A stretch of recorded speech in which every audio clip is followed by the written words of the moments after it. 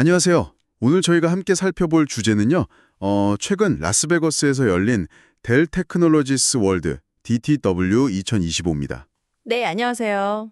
이번 행사를 보니까 인공지능, AI가 이제 뭐랄까 단순한 아이디어 수준을 넘어서 정말 실제 비즈니스 결과를 만들어내는 그런 실행 단계로 들어섰다. 이런 느낌을 강하게 받았거든요.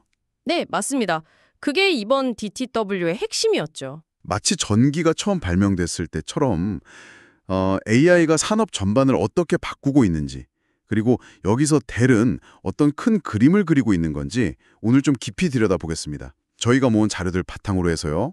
네, 이제 기업들은 AI의 잠재력, 그 이상을 보고 싶어 하죠. 그래서 우리한테 뭐가 좋은데? 이걸 묻는 겁니다. 구체적인 투자 수익률, ROI나 생산성 향상 같은 거요. 그렇죠. 실질적인 결과. 맞아요. DTW 2025의 초점도 바로 이 실행력에 맞춰져 있었어요. 그 마이클 대 CEO가 AI를 새로운 전기에 비유하고 델을 전력망에 비유한 거. 이게 상당히 의미심장합니다. 그 비유 저도 봤어요. 단순히 AI가 중요하다. 이걸 넘어서서 이 새로운 시대의 인프라 공급자로서 시장을 좀 주도하겠다. 이런 야심이 보이는 거죠. 진보의 여정에 언제 어떻게 올라탈지 이게 중요하고 멈춰 있는 것이 가장 위험하다. 이 메시지. 이건 AI 도입 더 이상 미루지 말라는 강력한 촉구 아니겠습니까? 네, 정말 강력한 메시지였어요. 그럼 그 행사의 가장 중심에 있었다는 델 AI 팩토리. 이거 구체적으로 뭔가요? 이름만 들으면 약간 공장 같은 느낌도 들고. 그렇죠. 공장은 아니고요. 쉽게 말하면 기업들이 자기네들 데이터를 안전하게 가지고 있으면서 그걸로 AI 모델을 직접 만들고 또 훈련시키고 실제 업무에 바로 적용할 수 있게 도와주는 그런 통합 솔루션 플랫폼이라고 보시면 됩니다. 그러니까 기업 맞춤형 AI 제작소 같은 거네요. 네, 비슷합니다. 이미 3,000곳 넘는 고객이 쓰고 있다고 하고요. 앞으로 이걸 수백만 규모로 키우겠다는 목표랍니다. 지난 1년 동안 업데이트만 200번 넘게 했다는 걸 보면 대리 여기에 얼마나 공을 들이고 있는지 좀 느껴지죠. 우와, 200번이요? 굉장히 빠르게 움직이네요. 그렇죠. 경제적인 관점에서 보면 이 델 AI 팩토리가 내세우는 큰 장점 중 하나가 바로 비용 효율성이에요. 비용이요? 네, 기업이 자체 서버를 두고 쓰는 환경, 그러니까 온프레미스 환경에서 LLM 같은 거대 언어 모델 AI를 돌릴 때 외부 퍼블릭 클라우드 쓰는 것보다 비용을 최대 62%까지 아낄 수 있다? 이렇게 강조하더라고요. 와, 62%면 정말 큰데요. AI 도입할 때 사실 비용 부담이 제일 크잖아요. 맞습니다. 그 부분을 정면으로 공략하는 거죠. 그리고 또 AI는 데이터를 따라가야 한다. 이 말도 중요해요. 데이터가 있는 곳으로 AI가 가야 한다. 네, 데이터가 막 생성되는 공장이나 매장 아니면 사무실 같은 현장, 엣지라고 하죠. 거기서 바로 AI를 써야 실시간 분석도 되고 대응도 빨라진다는 의미입니다. 특히 데이터 보안이나 규제 준수가 아주 중요한 기업들한테는 이게 더 매력적일 수 있죠. 클라우드로 데이터를 다 보내지 않아도 되니까요. 그렇군요.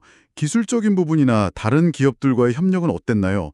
특히 엔비디아와의 관계가 눈에 띄던데요? 네, 맞아요. 엔비디아와의 협력이 아주 강력했죠. 델 AI 팩토리 위드 엔비디아 2.0 이걸 발표했고요. 엔비디아 CEO 젠슨 황이 영상 메시지에서 델과 함께 AI 시대의 컴퓨팅 스택 전체를 다시 설계하고 있다. 이렇게까지 말했으니까요. 와, 스택 전체를 재설계한다. 정말 긴밀하네요. 그렇죠. 그리고 엔비디아의 최신 B1000 GPU가 들어간 새로운 파워 엣지 서버라든가 또 AMD의 MI350 GPU 기반 서버 같은 아주 강력한 신제품들도 대거 공개됐습니다. 하드웨어도 계속 강력해지는군요. 네. 근데 여기서 주목할 점은 단순히 더 빠른 하드웨어를 내놓는데 그치지 않는다는 거예요. AI 운영의 현실적인 문제들, 예를 들면 발열이나 전력 소모 같은 것들을 해결하려는 노력이 보인다는 거죠. 그 냉각 솔루션 같은 거 말씀이시죠? 델 파워쿨이었나요? 네, 맞아요. 델 파워쿨 ERDX 같은 액체 냉각 기술. 이게 고성능 AI 서버에서 나오는 엄청난 열과 전력 소모를 잡기 위한 아주 중요한 시도입니다. 냉각이 드는 에너지 비용을 최대 60%까지 줄일 수 있다니 이건 데이터 센터 운영 비용 절감에 정말 직접적인 도움이 되겠죠. 확실히 운영 효율성 측면에서 크겠네요. 그리고 코이어나 구글, 메타, 미스트랄 AI 같은 여러 AI 기업들과 협력을 넓히는 모습도 인상적이었어요. 이건 대리 특정 기술 하나에 얽매이지 않고 고객들에게 다양한 선택지를 주겠다. 좀 개방적인 생태계를 만들려는 의지가 보이는 대목이죠.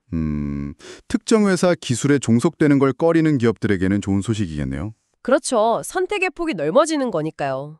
실제로 델 기술을 이용해서 AI를 도입한 기업들의 성공 사례 같은 것도 좀 공유가 되었나요? 네, 있었습니다. 예를 들어 세계적인 금융회사죠. JP 모건 체이스. 여기서는 델 인프라 위에서 자체 개발한 생성형 AI 도구를 20만 명이나 되는 직원들에게 제공했대요. 그래서 코드 작성이나 문서 요약 같은 업무 효율을 20% 이상이나 높였다고 밝혔습니다. 와, 20만 명에게요? 대단하네요. 네. 그리고 미국의 대형 유통업체 로우스 같은 경우는 각 매장에 작은 데이터 센터를 만들어서 직원용 AI 챗봇이나 매장 분석용 AI를 운영하는 소위 엣지 AI를 성공적으로 쓰고 있다고 하고요. 아, 현장에서 바로 AI를 활용하는 거군요. 맞습니다. 델 자체 조사 결과이긴 하지만 AI 팩토리를 도입한 고객의 4분의 3 이상이 기대 이상의 성과를 거뒀고 또 ROI 투자 대비 수익률도 20%에서 40%까지 향상됐다는 결과도 나왔다고 합니다. 이야, 구체적인 수치들이 나오니까 더 와닿네요. 그렇죠. 이런 사례들이 보여주는 건 AI가 이제 IT 기업만의 얘기가 아니라 금융이나 유통 같은 전통적인 산업에서도 실질적인 돈이 되는 가치를 만들어내는 핵심 도구가 되고 있다는 겁니다. 아주 명확하게 보여주는 거죠. AI가 사람의 일을 뺏는 게 아니라 오히려 능력을 키워주는 협력자가 될 수 있다. 이런 관점이 중요한 것 같아요. 네, 정말 중요한 지적입니다. 생산성을 높이고 비용은 줄이고 또 새로운 고객 경험을 만들어내는 등 AI가 가져올 경제적 효과는 이제 막 시작된 거라고 봐야죠. 앞으로 AI가 정말 전 세계 경제에 새로운 운영체제, OS처럼 작동할 수도 있겠네요. 네, 그럴 가능성이 충분히 커 보입니다. 그리고 델 같은 기업들이 더 많은 조직들이 이 AI의 힘을 좀 더 쉽게 활용할 수 있도록 접근성을 높여주는 역할을 할 것으로 기대가 되고요. 네, 오늘 살펴본 DTW 2025.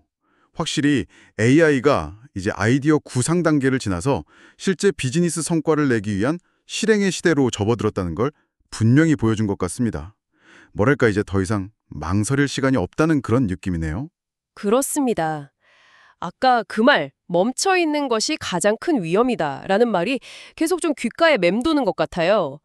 AI 혁신이라는 이 큰 흐름에 어떻게 올라탈 것인가? 단순히 기술 도입을 넘어서 이걸로 어떻게 우리 조직의 경쟁력을 키울 수 있을까? 이런 구체적인 고민이 정말 필요한 시점인 것 같습니다. 네, 델이 제시한 AI 팩토리나 여러 파트너십들이 그런 고민을 해결하는 데 하나의 좋은 도구가 될 수 있겠고요. 맞습니다. 중요한 건 이제 시작이라는 거죠.